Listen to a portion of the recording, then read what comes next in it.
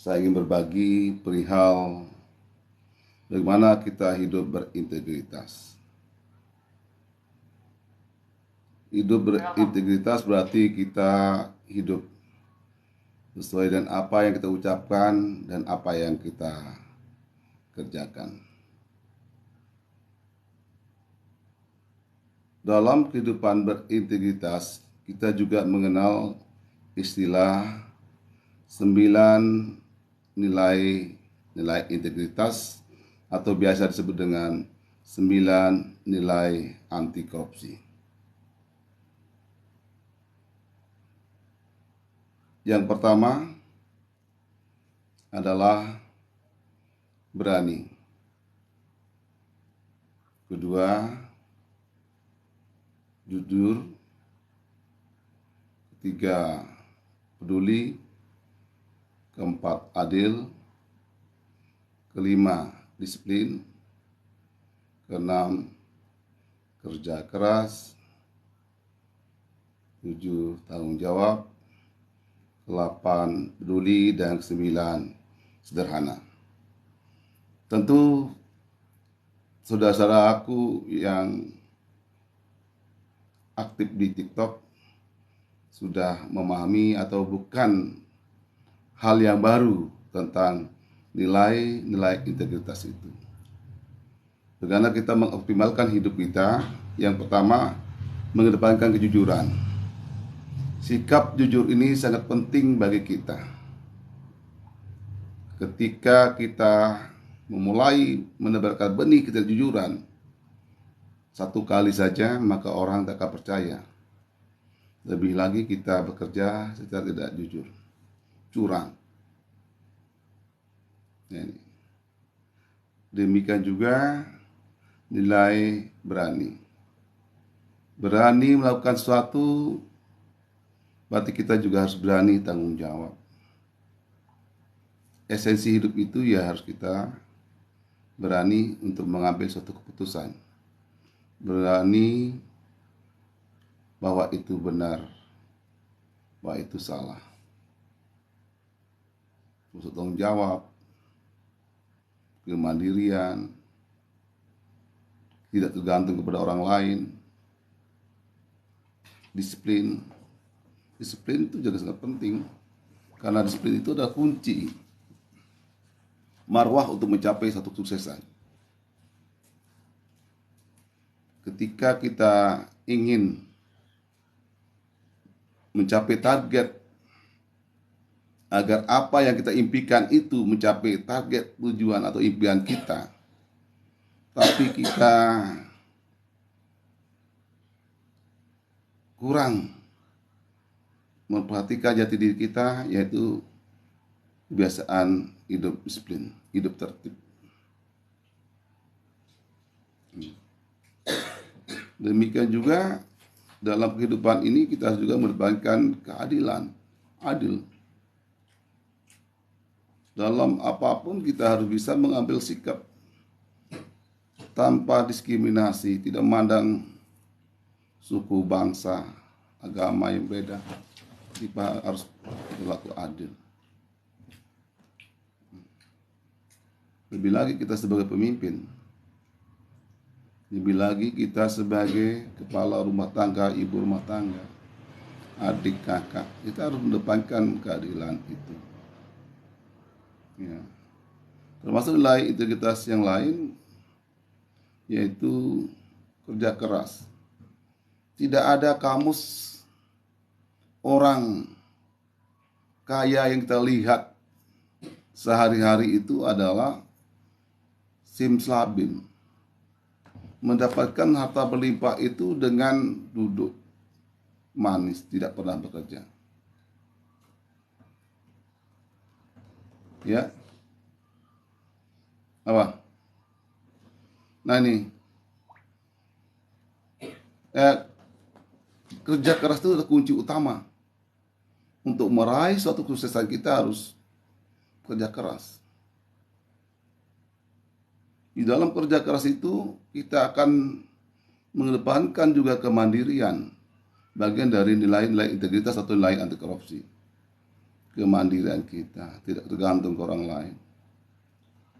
Nah, ini kerja keras, suatu semangat yang perlu kita bangkitkan. Gerakan moral kita untuk membangkitkan semangat kerja keras, belajar keras. Ada istilahnya, konsep pemikiran kita adalah untuk meraih satu kesuksesan adalah kita mulai dengan kerja keras, kerja cerdas, kerja sabar, kerja ikhlas, dan kerja total. Nah, konsep-konsep pemikiran itu harus kita kedepankan. Negara hadir di tengah kita yang untuk memperbaiki etos kerja kita, ya, pribadi kita. Ya, ini itu sangat penting bagi kita. Sebabnya ya di dalam Komisi Pemberantasan Korupsi itu selalu mengedepankan 9 nilai integritas atau 9 nilai anti korupsi. Seperti apa yang saya sebutkan tadi, termasuk sederhana. Ya, kita belajar bagaimana harta yang diberikan dikanugerahkan oleh Tuhan kita tidak hambur-hamburkan, tapi kita berbuat dengan harta yang ada itu. Kita ingat apa yang kita miliki itu kita harus berbagi ke orang lain, karena itu titipan. Ya, ini sederhanaan dalam konsep bagaimana kita memberdayakan rezeki yang kita miliki itu. Ya, tentu kita jangan lupa orang-orang di sekitar kita, masuk fakir miskin, anak terlantar, orang tua jompo. Nah, ini sederhanaan. Kalau ada jangan dimakan, kalau tak ada baru dimakan. Ini belajar kita hidup sederhana. Kapan kita mulai itu? Ya, kita sebagai orang tua memberikan hal itu, contoh hal ini kepada generasi kita. Jangan sampai ada pembiasaan atau pembiaran hidup boros. Dan kita juga harus betul-betul memikirkan apakah harta yang kita miliki itu berasal dari hasil usaha kita sendiri dengan cara yang lurus, cara yang halal, bukan dengan cara korupsi. Ini diberikan juga dengan nilai tanggung jawab. Tanggung jawab kita sebagai manusia, bagaimana kita bertanggung jawab ke badan kita, tubuh kita. Karena kita perlu sehat, tentu kita harus tanggung jawab terhadap kesehatan kita, merawat kesehatan kita. Tanggung jawab terhadap orang-orang di sekitar kita, keluarga kita. Tanggung jawab ketika kita menjadi seorang pemimpin, bagaimana kita, bawahan kita senang dengan apa yang kita kerjakan, kinerja kita. Dalam hal ini kita berbagi. Tanggung jawab bukan artinya kita tidak pernah memikirkan orang lain, hanya mementingkan kepentingan diri sendiri atau kelompok. Bisa sangat berbahaya. Nah, ini tadi nilai, ya, istilahnya dalam nilai integritas atau nilai anti korupsi itu ada berjumpa di kertas. Ya, saudara pendengar atau rekan-rekan hebat dimanapun berada, berjumpa di kertas. Berjumpa, berani, jujur, pa, peduli, adil. Nah, di situ ada kata peduli juga. Kepedulian kita dengan sama. Kita memiliki suatu kekayaan harta yang berlebihan yang berapa yang kita diberikan oleh Sang Pencipta, tapi kita tidak peduli dengan orang-orang sekitar. Tidak ada artinya hidup kita, karena hidup kita ini ada sementara sifatnya. Ya. Nah, ini kepedulian kita. Ya, sesuai juga pengamalan dengan sila kedua, kemanusiaan yang adil dan beradab. Ya, kita harus peduli dengan sesama. Ya, tadi peduli, berjumpa. Itu disiplin. Ya, tadi kami jelaskan disiplin. Kerja keras. Tanggung jawab. tas tanggung jawab, dan terakhir sederhana. Nah, inilah konsep-konsep mikir kita akan lebih sederhana. Nah, untuk bagaimana kita membentuk diri kita sebagai manusia. Kebetulan saya salah satu juga bagian dari penyuluh anti korupsi LSP KPK. Biasa disebut dengan sebutan master atau Paksi penyuluh anti korupsi LSP KPK. Nah, penebaran praktik baik ini perlu kita berbagi dari sederhana, jangan yang berat-berat. Yang kunci utama bagaimana kita bisa hidup disiplin dulu, mendisiplinkan diri, kunci suatu keberhasilan kita. Nah, sebagai istilahnya ice breaking-nya, pada kesempatan ini saya ingin berbagi, menghibur ke rekan-rekan ya, teman-teman saudara hebat seluruh tanah air. Ini betul, saya di tangan saya ada sebuah puisi ya. Ini juga menggambarkan tentang kehidupan, bagaimana kita hidup berintegritas, jauh dari kehidupan yang korup. Ya, judulnya Orang-orang di Negeri Lapar. Orang-orang lapar di negeri lapar, kehilangan rumah dan pekerjaan, tersebab gempa, banjir, longsor, digusur, dan dibakar. Orang-orang lapar di negeri lapar, tak pernah liburan, apalagi cuti massal, lalu menghambur ke negeri seberang, memburu uang, namun pulang dengan kepala terpenggal di negeri orang. Orang-orang lapar di negeri lapar, berseberang nasib dengan orang-orang kenyang yang kerjanya tanda tangan, berbagi amplop, rapelan, dan mendapat rumah mewah gratisan.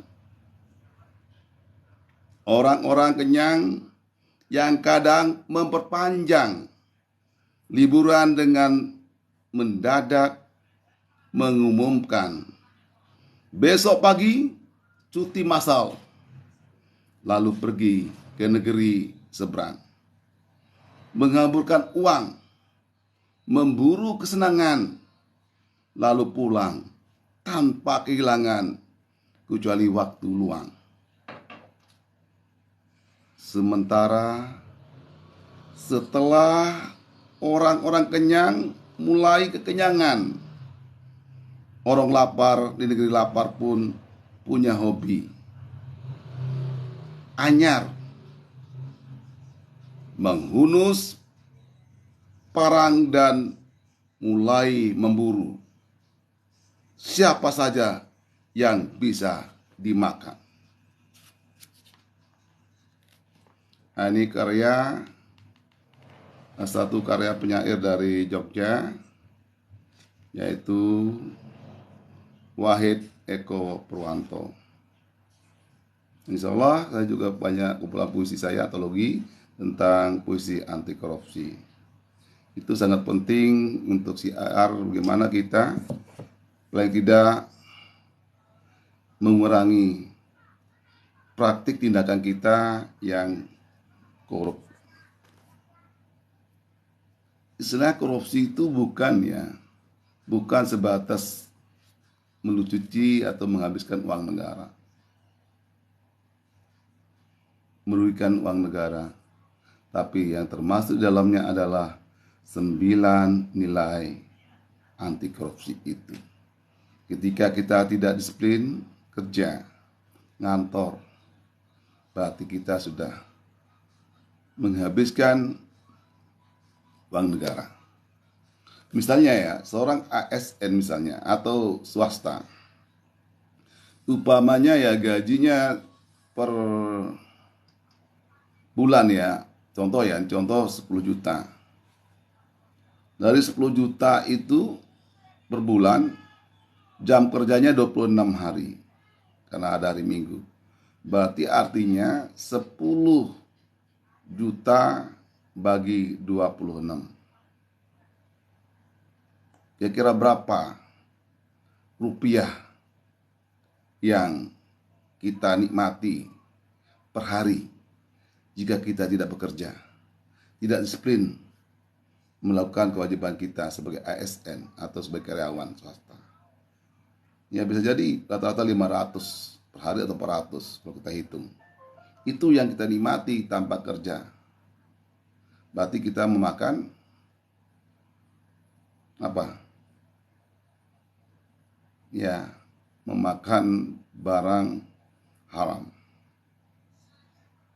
Ya, kalau kita tidak bekerja itu, ini contoh ya, itu nilai disiplin kita. Termasuk kita di dalam kehidupan sehari, bagaimana kita menunjukkan etika kita, keberanian kita. Kalau benar, ya katakan benar, yang salah kita salah. Berani mengungkapkan hal itu. Nah, kalau kita lihat di negara kita, Republik Indonesia, orang pintar, profesor, doktor, para ulama, kita tidak kekurangan.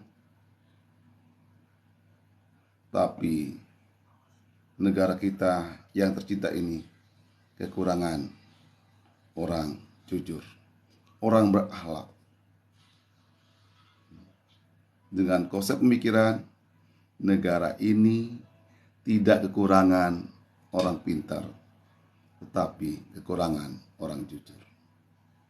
Nah, fenomena-fenomena inilah yang menghiasi kehidupan kita,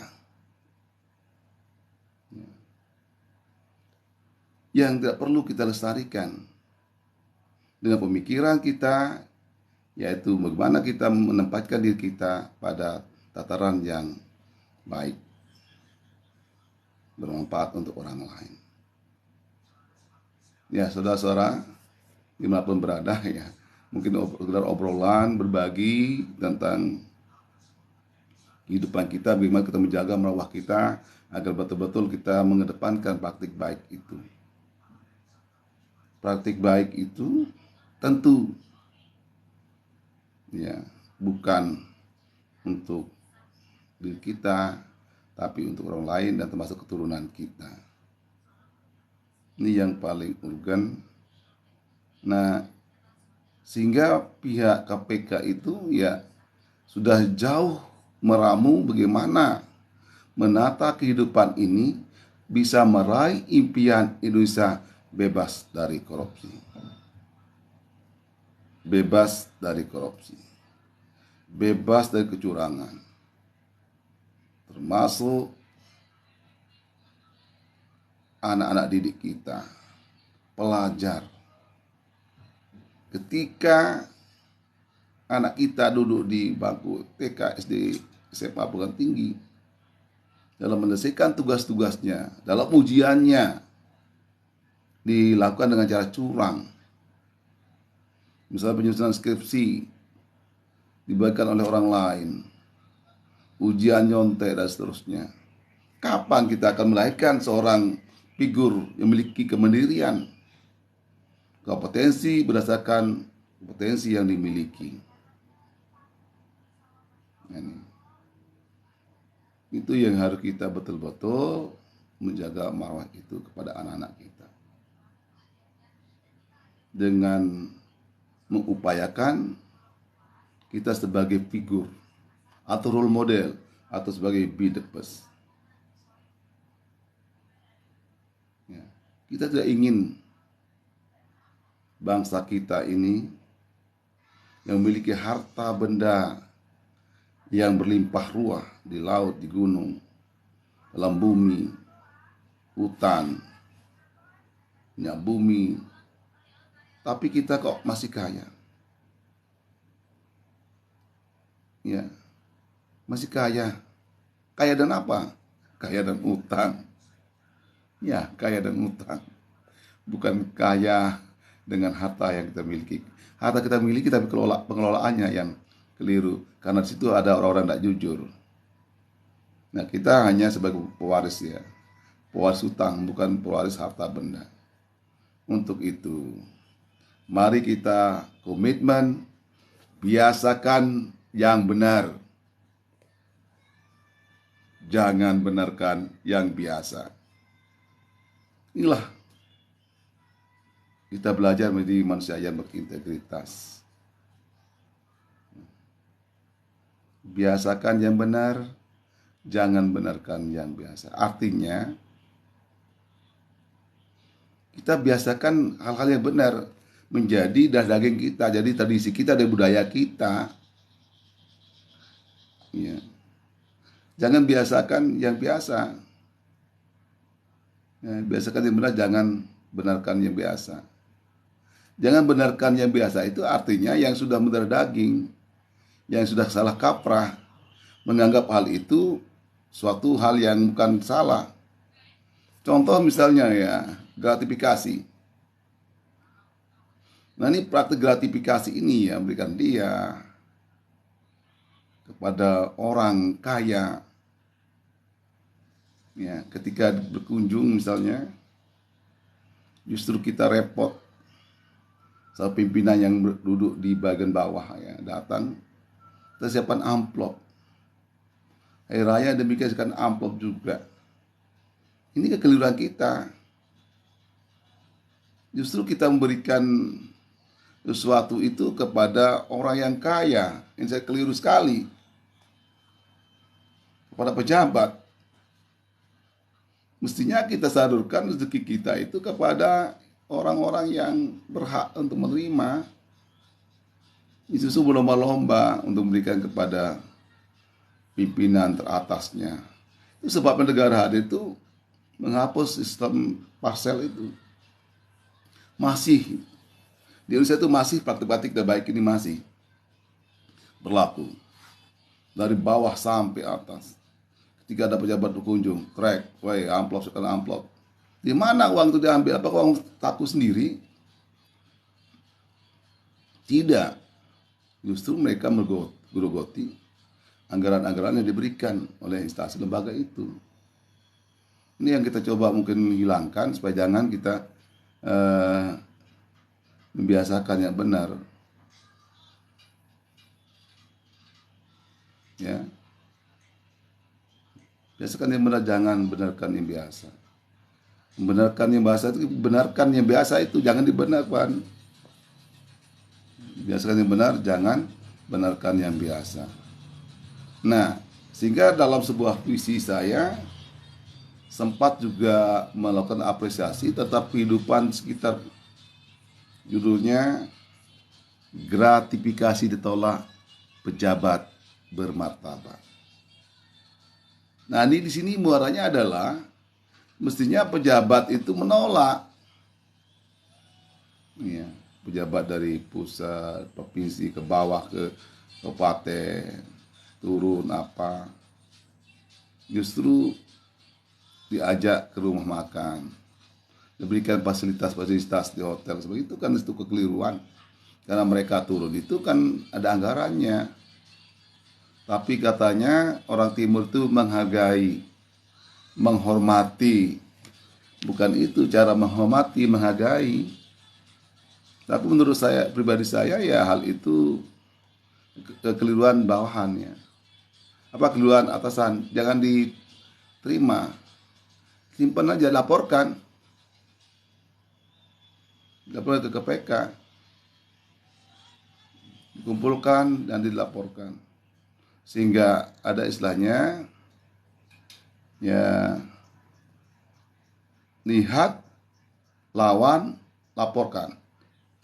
Ini ya, lihat, kita lihat dan kita lawan dan laporkan. Inilah sebagai warga negara yang hebat, yang ikut bertanggung jawab terhadap negara kita ini. Ada juga puisi saya berjudul Indonesia itu kaya. Itu juga menggambarkan, Tuhan pada saat ini saya ada bawa bukunya. Indonesia kaya menggambarkan bagaimana Indonesia itu, siapa bilang Indonesia itu miskin? Indonesia itu kaya. Tapi yang muncul adalah Indonesia itu kaya dengan utang. Ini tanggung jawab kita bersama. Kita tidak boleh menyalahkan satu sama lain. Kita harus membangun kolaborasi. Paling tidak kita sebagai orang tua, kita sebagai guru, kita berikan contoh pada anak didik kita sebagai aset masa depan kita 10 tahun atau 20 tahun kemudian, agar tumbuh berkembang menjadi anak-anak yang betul-betul memiliki integritas yang tinggi. Paling tidak, kalau kita luruskan sekarang pembiaraan itu agak susah juga ya. Ya susah juga. Termasuk OTT, termasuk bagaimana upaya seorang ayah, seorang ibu, orang tua ingin mendapatkan anaknya bisa menduduki jabatan, ingin bekerja. Nah, di sini masih saja kita lihat, misalnya dengan cara berikan sogokan, suap. Ini tradisi ini bagaimana kita menghilangkannya kalau kita tidak bergerak bersama. Ya, kita bergerak bersama untuk merajut impian, yaitu negara yang betul-betul sesuai dengan amanat Undang-Undang Dasar 45. Mencerdaskan kehidupan bangsa. Termasuk dalamnya ya bangsa yang sejahtera. Ya. Kalau kita sudah cerdas, insya Allah kita akan makmur, sejahtera. Tapi kecerdasan kita ini masih abu-abu ya. Masih keberaniannya sangat minim ya. Untuk melakukan pelaporan, menyampaikan hal-hal itu. Tapi kita juga waspada ya. Kita tidak bisa serta-merta melaporkan si A, si B itu kita anggap ada oknum korup ya. Kita harus membawa alat bukti, ya, tidak 2 alat bukti. Kalau tidak ya mungkin kita nanti dianggap menodai nama baik orang lain. Itu juga perlu hati-hati. Lebih lagi kita 2024 ya, kita akan menghadapi pemilu. Ya, mari kita rawat persatuan dan kesatuan kita. Tidak boleh digerus oleh persoalan-persoalan uang. Kita diberikan 50.000 misalnya. Kita sengsara berlama-lama. Kita ingin dapat uang 50.000, 100.000 supaya dipilih. Tapi jangan. Pilihlah sesuai dengan hati nurani kita. Dan pilihlah orang yang kita betul-betul karakternya, kepribadiannya. Itulah yang bisa menyelamatkan bangsa ini. Tapi kalau kita berpikir instan saat ini karena uang itu sangat berbahaya. Kesejahteraan tidak akan pernah ada. Kekayaan kita semakin tipis, kita hidup dari hutang.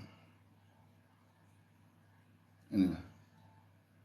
Kita mari bersama-sama membangun komitmen bersama, melakukan kolaborasi, termasuk bagaimana kita mengupayakan anak-anak kita sebagai aset masa depan kita.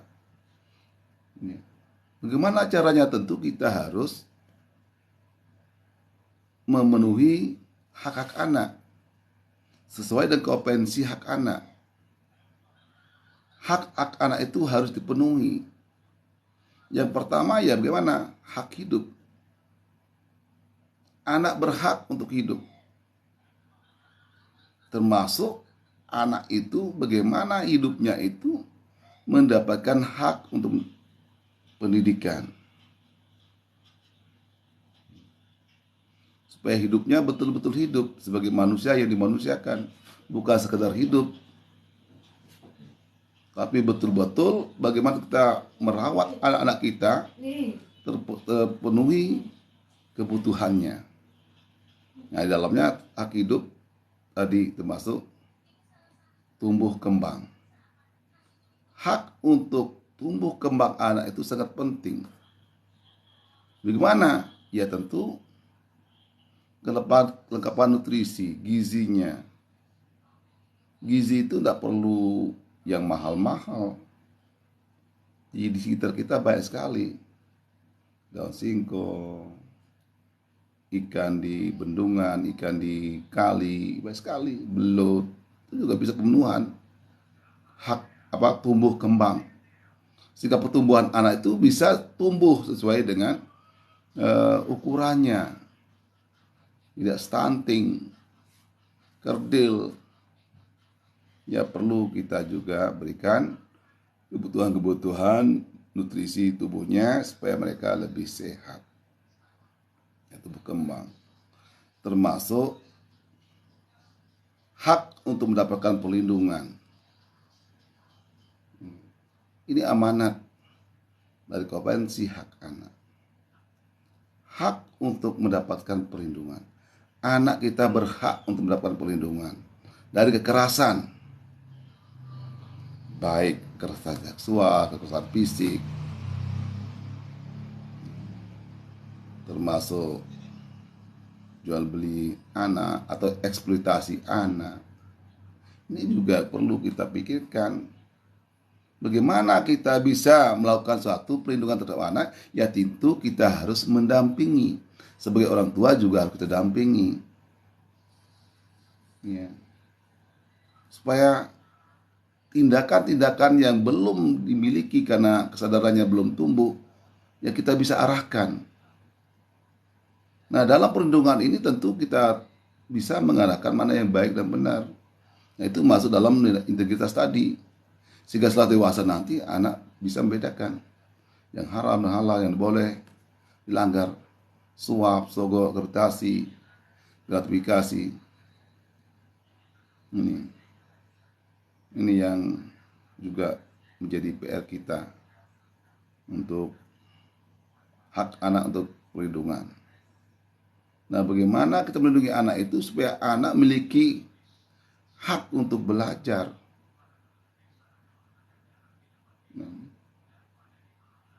Kita juga melindungi hak anak dari predator-predator yang kerap muncul terjadi. Terdengar di sebuah pondok pesantren ada predator memangsa anak-anak kita, luar biasa itu. Anak-anak kita itu biasanya mendapatkan perlakuan yang tidak baik. Ya paling tidak ya orang dekatnya yang tahu betul-betul, nggak mungkin orang jauh. Nah, kita juga sebagai orang tua kita tetap waspada mengingatkan anak-anak kita, membangun komunikasi dengan siapapun termasuk orang anak kita. Paling tidak ya 20 menit per hari. Kita ajak berkomunikasi, mencairkan suasana, mencairkan kebuntuan anak-anak kita. Paling tidak 20 menit kita harus membangun komunikasi. Kalau sebagai guru juga harus membangun 20 menit komunikasi pada binaannya. Tidak hanya komunikasi ketika melakukan pembelajaran, tapi juga kita harus membangun komunikasi baik terhadap anak yang bermasalah maupun tidak masalah. Tetap dilakukan yang sama, jangan sampai ada diskriminasi. Jangan sampai martabat anak direndahkan. Ya.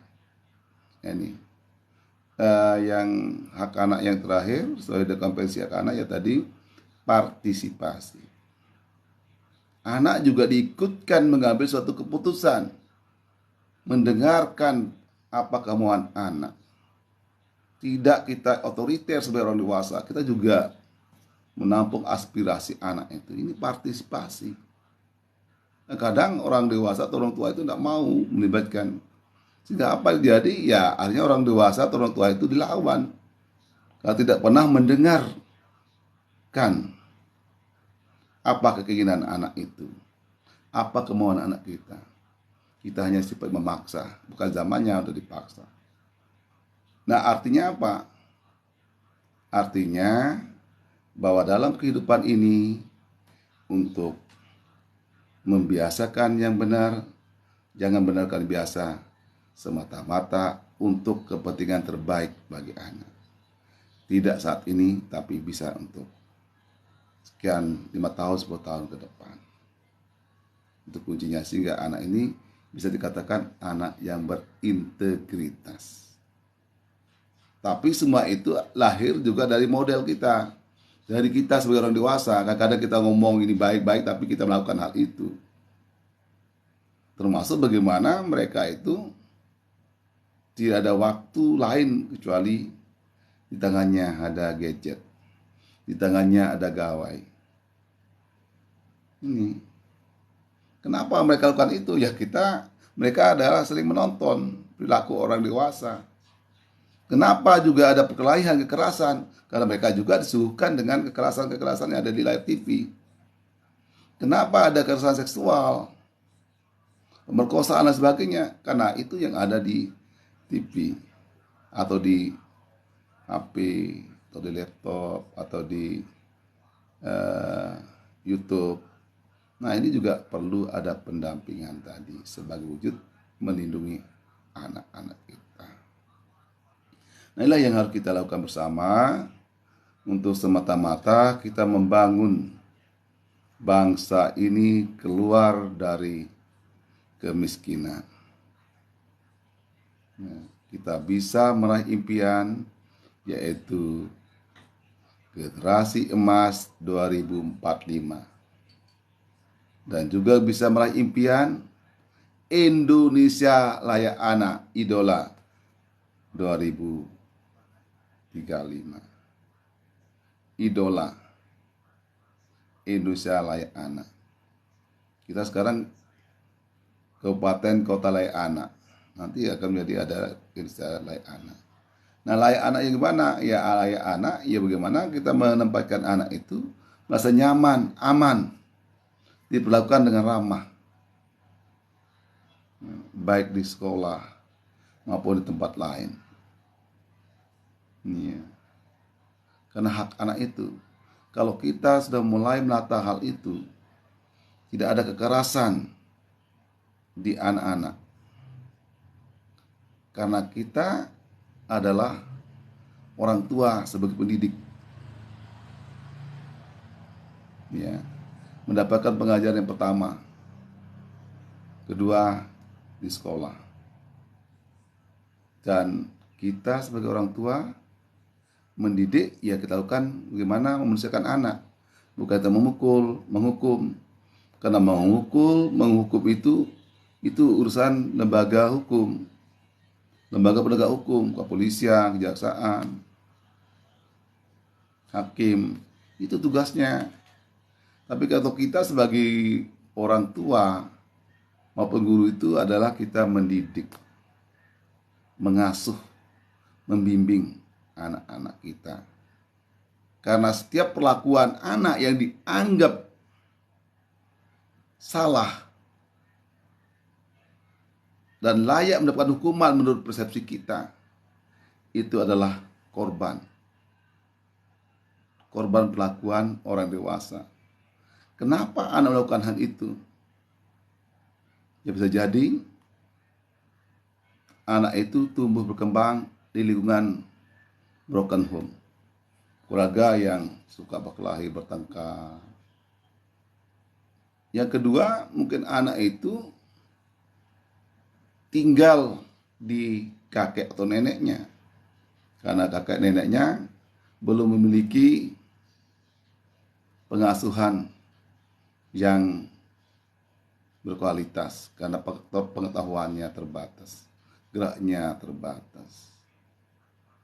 Ya, termasuk ketika tadi bisa jadi anak itu tinggal di ibunya, bapaknya tidak ada, ibu sebagai bapaknya, atau tinggal di ayahnya, ibunya tidak ada, entah pergi TKW atau meninggal. Nah, inilah tuh fenomena itu muncul seperti itu. Jika kalau kita lakukan kekerasan kepada anak-anak kita, tidak akan bisa. Bahkan anak akan balas dendam. Tapi kalau kita melakukan tindakan persuasi, menggunakan hati atau perasaan, penuh kasih sayang, insya Allah anak itu akan lebih cinta kepada kita.